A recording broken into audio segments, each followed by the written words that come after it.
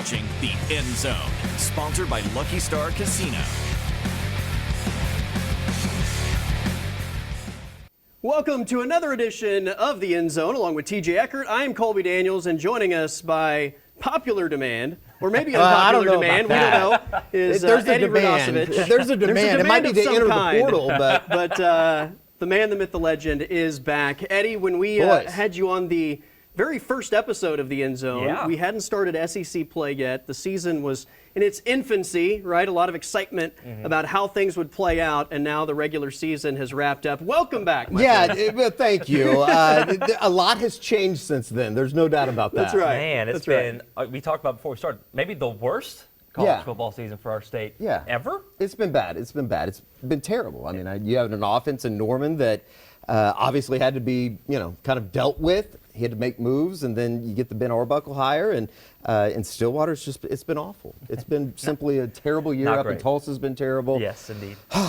Thunder basketball, OU basketball maybe, but there's a lot of football to talk about. I did hear somebody say after last weekend's games, Oklahoma State obviously lost to Colorado, OU loses to LSU. At least we can put this football season to bed, right? Yeah. Well, fast forward a few days, and the news cycle in college football in this state is still, off the charts crazy. It's incredible. This past week, even with all the portal news and the portal news that's to come, it's been crazy. Now you have two new coordinators, or one new coordinator in Norman, two new coordinators coming to Stillwater, and probably entire new coaching staff in Tulsa. It's insane. Yeah, I want to start there with Ben Arbuckle. What were your thoughts about the hire? It's risky. I think that there was a certain level of comfort that came with Buster Faulkner. There was a certain level of comfort that came with Joe Craddock, just because they had done it in the SEC. But I suppose if you're Brent Venables and you look at what they need to do, and especially explosive plays, like Ben Arbuckle's been able to call for Washington State, and then even in his time with Western Kentucky, you might as well hit a home run or a grand slam. You got to swing the bat. This is a big swing, but if it does work, then you end up looking like a genius with the chances that you took. So it's a risky hire. I was surprised that that's the direction. Not necessarily surprised that it ended up being Arbuckle. Sure. He was in contention. We had talked about him for the last couple of weeks since really Seth Luttrell got fired. But at the same time, it's a risk. And, he's 29. I understand the resume being probably not as experienced as a lot of people probably wanted it for this job, or maybe thought it was going to need to be for this job. But I think Brent said it best on Tuesday when he was hired by Bob to come in and take over the Oklahoma defense. He was 29 years old himself. So I think that if you're going to push back on the idea that age is just an item or whatever, it's just a number. It's going to be kind of fascinating to see how they can turn this thing around. Anything's better than, historically, statistically, one of the worst offenses in OU modern history. Right. I think a lot of people look at this hire and think Brent Venables' job is probably on the line with the success or failure of this hire. So from that standpoint, it does seem like a bit of a gamble given his overall resume and his youth. Right. I do fight back a little bit, though, with the whole, he's 29 years old thing, he can't have success. I think we've seen that proven wrong in college football. The other thing that somewhat annoys me is when people say, is an air raid going to work, right? He's from the air raid tree. Can that be successful? He's never coached in the SEC.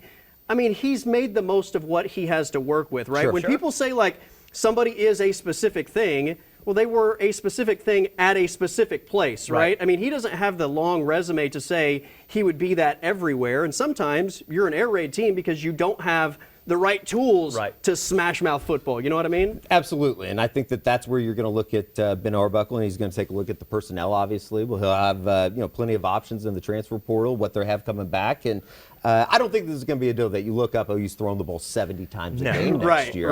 You're not going to win very many games if you do that. I think he knows that. So I do think that they're going to run the ball. I think that, you kind of saw that with Lincoln and the way they were able to marry, the air raid, and then obviously having Samaje Perine and Joe Mixon, that changed things. We'll see. They have Xavier Robinson. They're going to have to probably get some answers in the running back room as well. I think his line was personnel, then scheme. Yeah. I think I like that. That's right. Quickly talk about Jackson Arnold entering the transfer portal. Not surprising. I think that was kind of not in the works, I guess, if you want to say. I think there was a lot of people that kind of looked at what he was able to do. And I think mutually, both Oklahoma and Jackson Arnold, they just need to get a blank slate. And for Jackson, I know that there's a lot of talent there. I think that you saw it at times this year.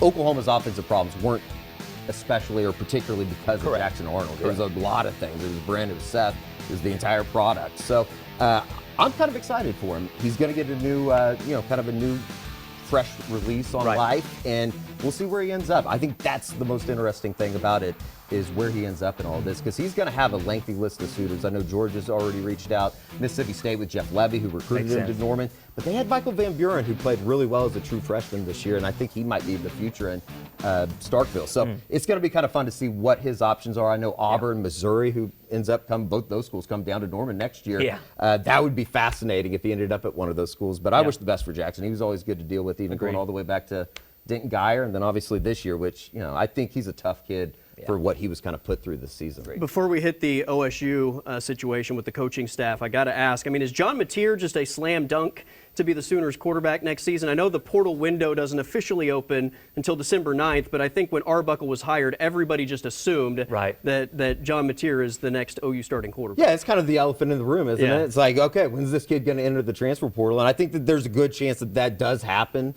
We'll see what that situation is going to be. Does he want to play in the bowl game, wherever Washington State ends up at 8-4 this year? But I think in all heart of hearts, there's a lot of people in Norman that believe that he'll enter the transfer portal. Oklahoma's going to have to recruit him, obviously, but you would think his relationship with Ben Arbuckle would, maybe put them above everybody else that's going to be out there. Plays a lot like Jackson Arnold, by the way, if you watch him play. Yeah. He's a fun kid, and he's from Little Elm. He played in the same district as Jackson and Michael Hawkins back in high school at Little Elm, so it's kind of crazy that could all kind of come full circle here.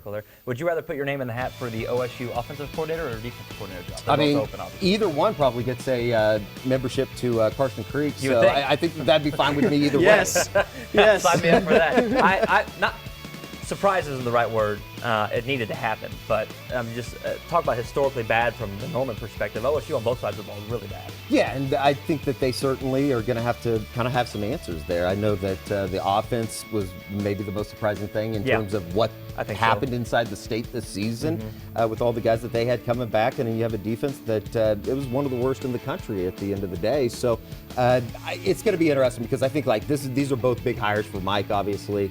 Who knows if he's going to be on a hot seat or what that's necessarily going to be termed, but they got to go find some guys that have some answers, and then obviously you got to be able to recruit and be serious in the transfer portal, like a bunch of these other schools right now in the country. Yeah. It would be one thing if you have the 83rd total offense and the 133rd total defense in a rebuilding year, but in a year where you returned as many players as they did and were one of the favorites to win the Big 12 and maybe go play in the college football playoff to go winless in conference play, no surprise to anyone that they ultimately had to pull the plug on those two spots. It was the move you had to make. Right, agreed.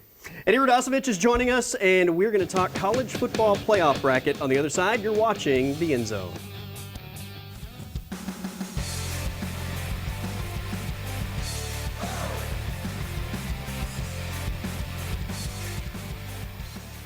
All right, gentlemen, college football playoff bracket time. This is the last projected bracket, right? Because after this weekend, we will officially know what the college football playoff bracket is going to be in this initial year of the 12-team playoff. There's so many different angles, I think, to look at this thing from in terms of what this weekend is going to give us. And the first one I would throw at you guys, what happens in the ACC championship? Right now, SMU is the projected champion. They're in first place. Right. If Clemson beats SMU, do you guarantee that the Ponies are in this thing completely, or do they just fall out of, getting that conference champion spot and get one of the at-large bids? That's tough. I don't know. However we get Alabama in, that's the goal. Let's just make sure Alabama gets in, and they are right now, and they'll find a way to stay in there. I don't know. What do you? Do you think it's possible if they lose or knocked out? No, I think SMU's done if they don't win the AAC championship. It's going to be extremely hard for them to win that. And before last weekend, I would have thought that Clemson was going to be a shoo-in to get into this thing. They get beat by South Carolina in the final minute. Lenora Sellers scores on a 3rd and 16. But I think that game should be really, really good to see who ends up winning the ACC. It's still so weird to see SMU in the Atlantic Coast Conference. It doesn't make any sense. No sense. Some people argue that you shouldn't necessarily be penalized for making a championship game and then losing while others are sitting at home and maybe jumping you because they weren't good enough in the regular season. SMU's kind of in a unique situation, though, similar to maybe if Indiana was in the Big Ten championship, where you don't have a lot of quality games, so you're probably judged a little bit more harshly when you do actually match up against somebody that is a top 25 opponent. Brett Lashley talked about it earlier this week with Andy Staples and Ari Wasserman on On3, just in terms of you might have coaches that look at this and what happens with SMU this week would you just sit a bunch of your players or not even try to make a conference championship game in case you're worried about losing it and then you're out of the big playoff? That's crazy to think about, that you would be penalized for being good all season long, making your conference championship and then losing. And then, like you say, a team with 3 losses is Alabama's just sitting there. Yeah, not doing anything. Carnage can happen and nothing happens to them, which is crazy to think. That top left quadrant you were talking about during the break, like what a disaster that would be for Oregon. If it stays this way, can you imagine? I mean, you get the winner of either Ohio State or Tennessee. My gosh. Congratulations. And having to beat Ohio State for the second time at Autzen Stadium. True. Which I think would be interesting. Well, I guess that would be a neutral site bowl. But in terms of Ohio State, I think they're the live dog right now. I know they played awful against Michigan last weekend, but that talent pool, if they can just not screw it up from a coaching standpoint and be a little bit more aggressive, Ryan Day, Will Howard, he could win a national championship still, which is insane to me to think after watching him play against Michigan. A couple other interesting scenarios. I mean, Penn State loses to Oregon. Potentially, do they fall behind Ohio State, who's not playing? And then Georgia, if they lose to Texas, I mean, the SEC might not have one single home field advantage game in the opening round, which would be Big wild. Dairy would love that with all the winter weather and all the stops that they could make up north. I mean, and you look at the weather projections, I think it is obviously going to be cold up there, wherever those games are being played. But Georgia's another team that, like Georgia and Texas in the SEC championship game, is going to be, it's an unbelievable matchup. It's 2 best teams, in my opinion, maybe the 2 most complete teams in the country and what they've been able to do this year. Really quick, should Alabama be in? Like I just glossed over that. Should they be in? I mean, give me the Canes. They're more fun. Yeah. Give me Miami, the Canes. South Carolina. I think South Carolina's playing the best football of anybody in the country. They ended the season on a 6-game winning streak. For Shane Beamer to get that team to 9 wins, and they have a lot of talent, obviously, with that defensive line, but they might be the hottest team. I just don't know if they're going to be able to keep that logo out of the playoffs. I will figure out the algorithm by the end of the show and let you guys know how the committee is going to get Alabama into that #1 spot. So stay tuned for that. That's still to come here on the End Zone. It's Moving the Chains coming up next with Eddie Radosevich.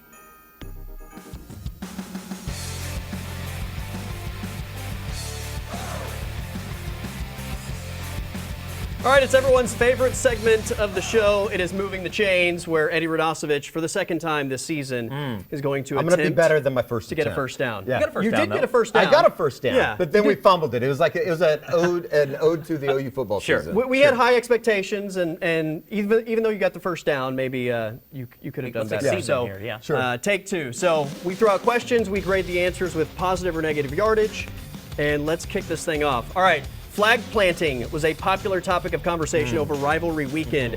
If I make you the CFB commissioner, are there any flag planting rules? Yeah, it would be you have to do it after you upset somebody as a 2-touchdown underdog, or if you just win the game. So I thought it was hilarious that Shane Beamer talked about Dabo calling him about how are we going to handle this stuff. It's such a soft move to even care about something like that. Agreed. I agree. So yeah, great answer. 7-yard game, because I agree. It's you have to allow start it. To the drive. And the fact that you're not only allowing but you're requiring it, I mean, that's even better. When you plant it though, everybody has to act like there's a shockwave, right? Like that should be a must. I like that. Celebration. So we'll say 2nd and 3. Okay. 2nd and 3. What bowl games are you going to? Or what something. Do you want them to go to? Well, this is a very personal thing, but I want them to be done either before Christmas or way after Christmas, so I can be here for Christmas. Haven't done that in a couple years. I don't know. I think any of the Florida ones would be awesome. Great. Gasparillo, or maybe even the Gators been thrown out there. I know Brett Murphy threw it out there. Anything but Birmingham Bowl. No offense to the people of Birmingham. We're going to be spending a lot of time down in the Southeast over the next few years. Just don't send me to Birmingham. Not Birmingham and not Shreveport. Yes. Well, I don't know. Shreveport would be kind of fun because it would be so bad. They got some river boats that might be a little. We'd have to explore. If you could get USC in the Birmingham Bowl, is that a thumbs up? Yeah, sure. But is Lincoln Riley going to be there? Isn't he linked to the Central Florida? That's right. Going to Orlando. I thought was fun. Yeah. You want the yardage there, or do you want me to give it to him? Go for it. Okay, I'll give him a first down because I agree. So already a first down. All right. Anyways. Well, exactly. We're going to be there anyway. anyway. And we want to be home for Christmas, so we got that. So 1st and 10 again. Let's go. This is a fun one for me because I'm curious what your answer is.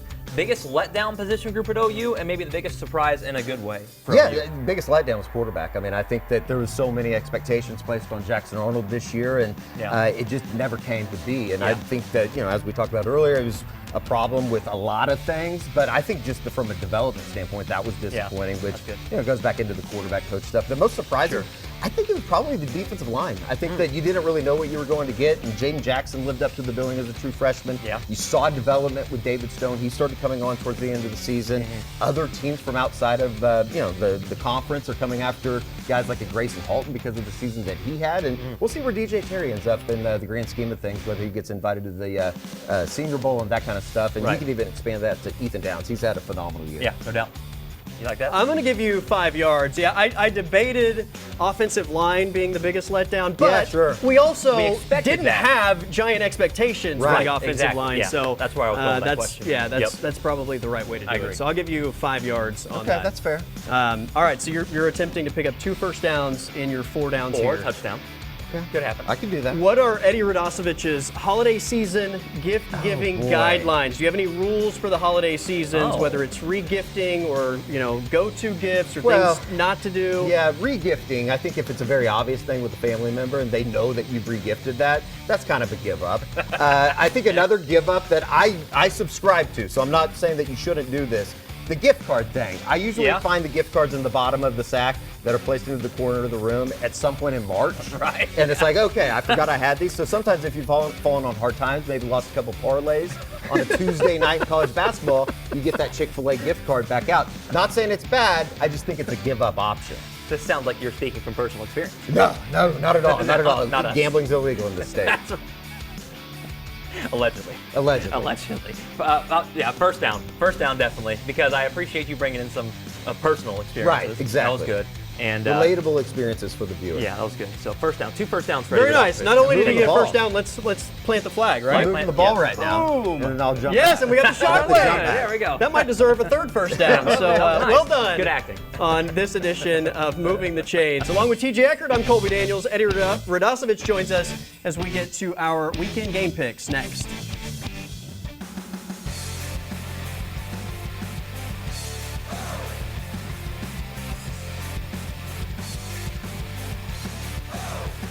Heading into championship weekend, we will make our game picks momentarily. But first, as we always do, let's look at the embarrassment that we were last week. Good idea.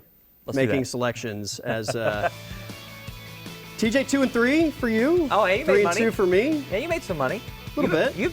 You are solidly making money on Vegas this year, I think, right? I'm about down the middle as we take a look at the overall standings. I feel like you. Yeah. I think I'm 2 games above 500. Yeah, 31 and 29. We are not. We're in a Well, hole. that's why every week is a new week. Do you know a guy? This is what happens when you get behind, though. You got to start, taking some long shots, and then you just get further and further buried. All right, let's talk Maction. One of the big games this weekend. Ohio, Miami, Ohio. So Miami, Ohio won the regular season matchup, I believe, correct? I don't remember how much they won by. That's right. It's hard to beat a good team twice. I think they end up doing it, though, so I'll take Miami of Ohio to cover. I'm going to go on the other way. Can't go against an Oklahoman and Tim Albin, head coach for Ohio. They've had really good success recruiting the state of Oklahoma. Let's go with the Bobcats this weekend. I'll take Ohio as well. Tough to beat a team twice in one season. Game number 2 in the Big 12, an intriguing game that essentially is for a college playoff berth. Hard to believe that Arizona State's here. That's impressive. But I think Iowa State, with the experience of being here before and they're an underdog, I'll take the side blow. Rocco Beck's the best quarterback that you don't know about. He happens to play under center for Iowa State. Nice. You can't have a newcomer win your league, right? Iowa State gets it done at Jerry World. In the ACC, Clemson, SMU. This is also a big one. Hard to believe SMU's a favorite in this one, but give me Rhett Lashley. Why not? The Ponies are a fun story. I think that Clemson's been here before. They've done it before. Give me Kate Klubenik, who is actually playing pretty good football right now. SMU hasn't played anybody. I do think they're good, but I think the overall athleticism of Clemson is going to be a problem. Give me Clemson with the upset. In the Big Ten, Penn State, Oregon. Dylan Gabriel's got something going up there. Both these teams are probably worse than what they appear to be, but I think I'll take the Ducks here. Give me James Franklin and Penn State. There's something about Penn State this year that everybody's kind of discounted them, and I think Oregon wins the game, but Penn State covers the 3.5. Okay. Oregon doesn't really separate from people, which concerns me a little bit. I am surprised that you went against Penn State for the first time this season. Maybe emotional hedge. But give me the Ducks. I do think they're the better team, and I think they'll take care of business. And finally, in the SEC, a rematch, Georgia-Texas. I've been picking Penn State every week and picking against Texas pretty much every week, but I'm going to take the Horns. Why not? There's something about this game that I just can't get away from thinking that Texas and the offensive quote-unquote problems they've had. Quinn Ewers, I think he turns the ball over a couple times. Georgia takes advantage of that, just like they did in Austin. I think it's close either way. I'll take the points like I did, fair. I think, the last time that these two teams played. Eddie, we appreciate it, as always. Absolutely. Everybody have a great Thanks, championship weekend, and we'll be back next week.